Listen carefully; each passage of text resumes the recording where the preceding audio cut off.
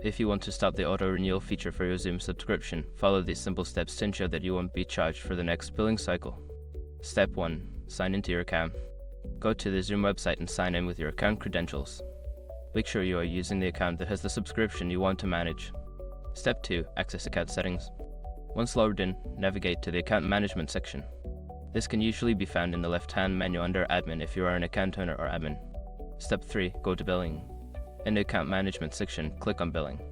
This will take you to your billing information and subscription details. Step 4. Manage subscription. Look for the option that says Current Plans or Manage Subscription. Here, you will find details about your current subscription and the auto-renewal settings. Step 5. Disable auto-renewal. Find the option to turn off auto-renewal. This may be a toggle switch or a button that says Cancel Subscription or Turn off auto-renewal. Follow the prompts to confirm your decision. After completing these steps, your Zoom subscription will not auto-renew and you will not be charged for the next billing cycle. Make sure to check your email for confirmation of the changes.